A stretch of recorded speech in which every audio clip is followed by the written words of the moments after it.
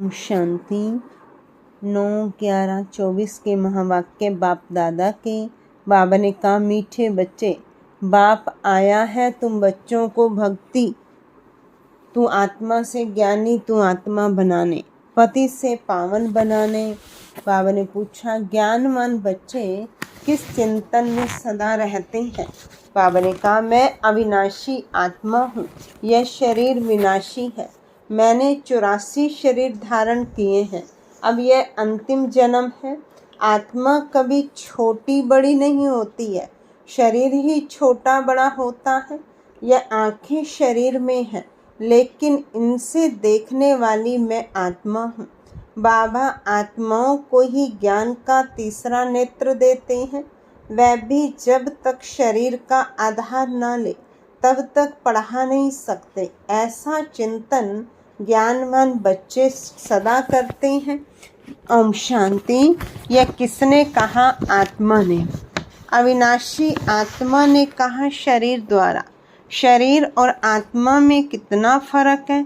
शरीर 5 तत्व का इतना बड़ा पुतला बन जाता है, भले छोटा भी है तो भी आत्मा से तो जरूर बड़ा है। पहले तो एकदम छोटा पिंड होता है, जब थोड़ा बड़ा होता है तब आत्मा प्रवेश करती है। बड़ा होते होते फिर इतना बड़ा हो जाता है। आत्मा तो चैतन्य है ना। जब तक आत्मा प्रवेश न करे तब तक पुतला कोई काम का नहीं रहता है। कितना फर्क है। बोलने चालने वाली भी आत्मा ही है। वह इतनी छोटी सी बिंदी ही है। वह कभी छोटी बड़ी नहीं होती, विनाश को नहीं पाती। अब यह परम आत्मा बाप ने समझाया है कि मैं अविनाशी हूँ और यह शरीर विनाशी है। उनमें मैं प्रवेश कर पाल्ट बजाता हूँ। यह बातें तुम अभी चिंतन में लाते हो। आगे तो न आत्मा को जानते थे न परमात्मा को जानते थे, सिर्फ कहने मात्र कहते थे, हे परम पिता परमात्मा। आत्मा भी समझते थे, परंतु फिर कोई ने कहा तुम परमात्मा हो, यह किसने बतलाया? इन भक्ति मार्ग के गुरुओं और शास्त्रों ने। सतयुग में तो कोई बतलाएंगे नहीं। अभी बाप ने समझाया है, तुम मेरे बच्चे हो। आत्मा नेचुरल है, शरीर अननेचुरल मिट्टी का बना हुआ है। जब आत्मा है तो बोलती चलती है। अभी तुम बच्चे जानते हो, हम आत्माओं को बाप आकर समझाते हैं। निराकार शिव बाबा इस संगम युग पर ही इस शरीर द्वारा आकर सुनाते हैं। यह आंखें तो शरीर में रहती ही हैं। अभी बाप ज्ञान चक्षु देते हैं। आत्मा में ज्ञान नहीं है तो अज्ञान चक्षु है। बाप आते हैं तो आत्मा को ज्ञान चक्षु मिलते हैं। आत्मा ही सब कुछ करती है। आत्मा कर्म करती है शरीर द्वारा। अभी तुम समझते हो, बाप ने यह शरीर धारण किया है। अपना भी राज बताते हैं। सृष्टि के आदि मध्य अंत का राज भी बताते हैं। सारे नाटक का भी नॉलेज देते हैं। आगे तुमको कुछ भी पता नहीं था। हाँ, नाटक जरूर है। सृष्टि का चक्र फिरता है, परंतु कैसे फिरता है यह कोई नहीं जानते हैं। रचयिता और रचना के आदि मध्य अंत का ज्ञान अभी तुमको मिलता है। बाकी तो सब है भक्ति। बाप ही आकर तुमको ज्ञानी तू आत्मा बनाते हैं। आगे तुम भक्ति तू आत्मा थे, तो आत्मा भक्ति करते थे। अभी तुम आत्मा ज्ञान सुनते हो। भक्ति को कहा जाता है अंधियारा। ऐसे नहीं कहेंगे भक्ति से भगवान मिलता है। बाप ने समझाया है, भक्ति का भी पार्ट है, ज्ञान का भी पार्ट है। तुम जानते हो, हम भक्ति करते थे तो कोई सुख नहीं था। भक्ति करते धक्का खाते रहते थे, बाप को ढूंढते थे। अभी समझते हो, यज्ञ तप दान पुण्य आदि जो कुछ करते थे, ढूंढते ढूंढते धक्का खाते खाते तंग हो जाते हैं। तमो प्रधान बन जाते हैं, क्योंकि गिरना होता है ना। झूठे काम करना छी होना होता है। पतित भी बन गए। ऐसे नहीं कि पावन होने के लिए भक्ति करते थे। भगवान से पावन बनने बगैर हम पावन दुनिया में जा नहीं सकेंगे। ऐसे नहीं कि पावन बनने बगैर भगवान से नहीं मिल सकते। भगवान को तो कहते हैं आकर पावन बनाओ। पतित ही भगवान से मिलते हैं पावन होने के लिए। पावन से तो भगवान मिलता नहीं। सतयुग में थोड़े ही इन लक्ष्मी नारायण से भगवान मिलता है। भगवान आकर के तुम पतितों को पावन बनाते हैं और तुम यह शरीर छोड़ देते हो। पावन तो इस तमो प्रधान पति सृष्टि में रह नहीं सकते। बाप तुमको पावन बनाकर गुम हो जाते हैं। उनका पार्ट ही ड्रामा में वंडरफुल है। जैसे आत्मा देखने में आती नहीं है, भल साक्षात्कार होता है तो भी समझ ना सके, और तो सबको समझ सकते हैं। यह फलाना है, यह फलाना है, याद करते हैं, चाहते हैं फलाने का चैतन्य में साक्षात्कार हो, और तो कोई मतलब नहीं। अच्छा, चैतन्य में देखते हो, फिर क्या साक्षात्कार हुआ? फिर तो गुम हो जाएगा। अल्पकाल क्षण भंगुर सुख की आश पूरी होगी, उसको कहा जाएगा अल्पकाल क्षण भंगुर सुख। साक्षात्कार की चाहना थी, वह मिला। बस यहाँ तो मूल बात है पति से पावन बनने की। पावन बनेंगे तो देवता बन जाएंगे, अर्थात स्वर्ग में चले जाएंगे। शास्त्रों में तो कल्प की आयु लाखों वर्ष लिख दी है। समझते हैं कलयुग में अजुन 40,000 वर्ष पड़े हैं। बाबा तो समझाते हैं सारा कल्प ही 5,000 वर्ष का है, तो मनुष्य अंधियारे में है ना। उसको कहा जाता है घोर अंधियारा। ज्ञान कोई में है नहीं, वह सब है भक्ति। रावण जब से आता है तो भक्ति भी उनके साथ है, और जब बाप आते हैं तो उनके साथ ज्ञान है। बाप से एक ही बार ज्ञान का वर्षा मिलता है, घड़ी घड़ी नहीं मिल सकता। वहाँ तो तुम कोई को ज्ञान देते नहीं, दरकार ही नहीं। ज्ञान उनको मिलता है जो अज्ञान में है। बाप को कोई भी जानते ही नहीं। बाप को गाली देने बगैर कोई बात ही नहीं करते। यह भी तुम बच्चे अभी समझते हो। तुम कहते हो ईश्वर सर्वव्यापी नहीं है, वह हम आत्माओं का बाप है, और वह कहते कि नहीं, परमात्मा ठीकर भीतर में है। तुम बच्चों ने अच्छी तरह समझा है, भक्ति बिल्कुल अलग चीज है। उनमें जरा भी ज्ञान नहीं होता, समय ही सारा बदल जाता है। भगवान का भी नाम बदल जाता है, फिर मनुष्यों का भी नाम बदल जाता है। पहले कहा जाता है देवता, फिर अक्षत्रिय, वैश्य, शूद्र। वह दैवी गुणों वाले मनुष्य हैं, और यह है आसुरी गुणों वाले मनुष्य। बिल्कुल छीछी है। गुरु नानक ने कहा भी है, असंख्य चोर मनुष्य कोई ऐसा कहे तो उनको झट कहेंगे तुम यह क्या गाली देते हो। परंतु बाप कहते हैं यह सब आसुरी संप्रदाय है। तुमको क्लियर कर समझाते हैं, वह रावण संप्रदाय, वह राम संप्रदाय। गांधी जी भी कहते थे हमको राम राज्य चाहिए। राम राज्य में सब निर्विकारी हैं, रावण राज्य में है सब विकारी। इनका नाम ही है विशाल्य। रौरव नरक है ना। इस समय के मनुष्य विश्व वैतरणी नदी में पड़े हैं। मनुष्य, जानवर आदि सब एक समान है। मनुष्य की कोई भी महिमा नहीं है। 5 विकारों पर तुम बच्चे जीत पाकर मनुष्य से देवता पद पाते हो। बाकी सब खत्म हो जाते हैं। देवताएं सतयुग में रहते थे, अभी इस कलयुग में असुर रहते हैं। असुरों की निशानी क्या है? 5 विकार। देवताओं को कहा जाता है संपूर्ण निर्विकारी, और असुरों को कहा जाता है संपूर्ण विकारी। वह है 16 कला संपूर्ण, और यहाँ 9 कला, सबकी कला काया चट हो गई है। अब यह बाप बच्चों को बैठ समझाते हैं। बाप आते भी हैं पुरानी आसुरी दुनिया को चेंज करने। रावण राज्य वैशाल्य को शिवालय बनाते हैं। उन्होंने तो यहाँ ही नाम रख दिए त्रिमूर्ति हाउस, त्रिमूर्ति रोड, आगे थोड़े ही ये नाम थे। अब होना क्या चाहिए? ये सारी दुनिया किसकी है? परमात्मा की है ना। परमात्मा की दुनिया है जो आधा कल्प पवित्र आधा कल्प अपवित्र रहती है। क्रिएटर तो बाप को कहा जाता है ना, तो उनकी यह दुनिया हुई ना। बाप समझाते हैं, मैं ही मालिक हूँ, मैं बीज रूप चैतन्य ज्ञान का सागर हूँ। मेरे में सारा ज्ञान है और कोई में नहीं।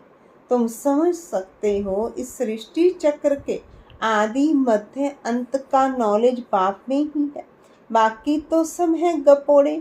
मुख्य गपोड़ा बहुत खराब है, जिसके लिए बाप उल्हना देते हैं। तो मुझे ठिक्कर बित्तर कुत्ते बिल्ली में समझ बैठे हो। सारी तुम्हारी दुर्दशा क्या हो गई है? नई दुनिया के मनुष्य और पुरानी दुनिया के मनुष्यों में रात दिन का फर्क है। आधा कल्प से लेकर अपवित्र मनुष्य पवित्र देवताओं को माथा टेकते हैं। यह भी बच्चों को समझाया है। पहले पहले पूजा होती है शिव बाबा की, जो शिव बाबा ही तुमको पुजारी से पूज्य बनाते हैं। रावण तुमको पूज्य से पुजारी बनाते हैं। फिर बाप ड्रामा प्लान अनुसार तुमको पूज्य बनाते हैं। रावण आदि ये सब नाम तो है ना। दशहरा जब मनाते हैं तो कितने मनुष्यों को बाहर से बुलाते हैं, परंतु अर्थ कुछ नहीं समझते। देवताओं की कितनी निंदा करते हैं। ऐसी बातें तो बिल्कुल है नहीं। जैसे कहते हैं ईश्वर नाम रूप से न्यारा है, अर्थात नहीं है, वैसे यह जो कुछ खेल आदि बनाते हैं वह कुछ भी है नहीं। यह सब है मनुष्यों की बुद्धि। मनुष्य मत को आसुरी मत कहा जाता है। यथा राजा रानी तथा प्रजा सब ऐसे बन जाते हैं। इनको कहा ही जाता है डेविल वर्ड। सब एक दो को गाली देते रहते हैं। तो बाप समझाते हैं, बच्चे जब बैठते हो तो अपने को आत्मा समझ बाप को याद करो। तुम अज्ञान से में थे तो परमात्मा को ऊपर में समझते थे। अभी तो जानते हो बाप यहाँ आया हुआ है, तो तुम ऊपर में नहीं समझते हो। तुमने बाप को यहाँ बुलाया है इस तन में। तुम जब अपने अपने सेंटर्स पर बैठते हो तो समझेंगे शिव बाबा मधुबन में इनके तन में है। भक्ति मार्ग में तो परमात्मा को ऊपर में मानते थे। हे भगवान, अभी तुम बाप को कहाँ याद करते हो? क्या बैठकर याद करते हो? तुम जानते हो ब्रह्मा के तन में है तो जरूर यहाँ याद करना पड़ेगा। ऊपर में तो है नहीं, यहाँ आया हुआ है पुरुषोत्तम संगम युग पर। बाप कहते हैं तुमको इतना उच्च बनाने मैं यहाँ आया हूँ। तुम बच्चे यहाँ याद करेंगे, भक्ति ऊपर में याद करेंगे। तुम भल विलायत में होंगे तो भी कहेंगे ब्रह्मा के तन में शिव बाबा है।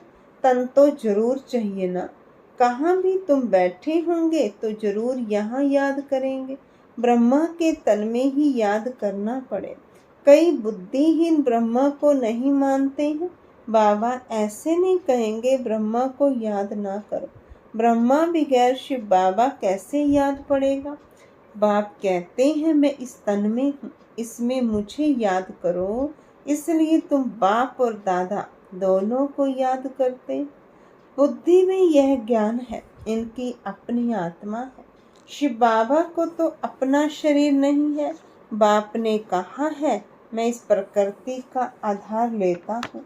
बाप बैठ सारे ब्रह्मांड और सृष्टि के आदि मध्य अंत का राज समझाते हैं और कोई ब्रह्मांड को जानते ही नहीं। ब्रह्म जिसमें हम और तुम रहते हो, सुप्रीम बाप नॉन सुप्रीम आत्माएं रहने वाली उस ब्रह्म लोक शांति धाम की है। शांति धाम बहुत मीठा नाम है। यह सब बातें तुम्हारी बुद्धि में है। हम असुर के रहवासी ब्रह्म तत्व के हैं, जिसको निर्वाण धाम वानप्रस्थ कहा जाता है। ये बातें अभी तुम्हारी बुद्धि में है। जब भक्ति है तो ज्ञान का अक्षर नहीं। इनको कहा जाता है पुरुषोत्तम संगम युग। जबकि चेंज होती है। पुरानी दुनिया में असुर रहते हैं, नई दुनिया में देवताएं रहते हैं, तो उनको चेंज करने के लिए बाप को आना पड़ता है। सतयुग में तुमको कुछ भी पता नहीं रहेगा। अभी तुम कलयुग में हो तो भी कुछ पता नहीं है। जब नई दुनिया में होंगे तो भी इस पुरानी दुनिया का कुछ पता नहीं होगा। अभी पुरानी दुनिया में हो तो नई का मालूम नहीं है। नई दुनिया कब थी पता नहीं। वह तो लाखों वर्ष कह देते हैं। तुम बच्चे जानते हो बाप इस संगम युग पर ही कल्प कल्प आते हैं, आकर इस वैरायटी झाड़ का राज समझाते हैं। और यह चक्र कैसे फिरता है वह भी तुम बच्चों को समझाते हैं। तुम्हारा धंधा ही यह है समझाने का। अब एक एक को समझाने से तो बहुत टाइम लग जाए, इसलिए अभी तुम बहुतों को समझाते हो, बहुत समझते हैं। यह मीठी मीठी बातें फिर बहुतों को समझानी है। तुम प्रदर्शनी आदि में समझाते हो ना। अब शिव जयंती पर और भी अच्छी रीति बहुतों को बुलाकर समझाना है। खेल की ड्यूरेशन कितनी है तुम तो एक्यूरेट बताएंगे, या टॉपिक्स हुई ना। हम भी यह समझाएंगे। तुमको बाप समझाते हैं ना, जिससे तुम देवता बन जाते हो।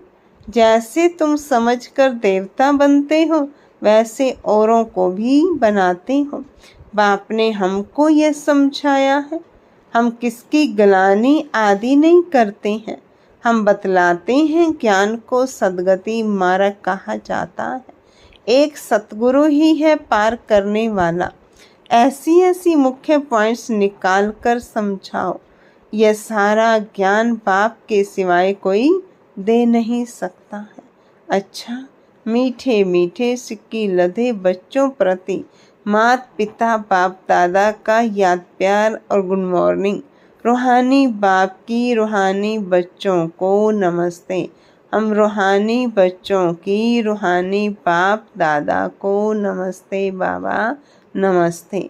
धारणा के लिए मुख्य सार। पहली पॉइंट, पुजारी से पूज्य बनने के लिए संपूर्ण निर्विकारी बनना है। ज्ञानवान बन स्वयं को स्वयं ही चेंज करना है। अल्पकाल सुख के पीछे नहीं जाना है। दूसरी पॉइंट, बाप और दादा दोनों को ही याद करना है। ब्रह्मा बगैर शिव बाबा याद नहीं आ सकता। भक्ति में ऊपर याद किया, अभी ब्रह्मा तन में आया है तो दोनों ही याद आने चाहिए।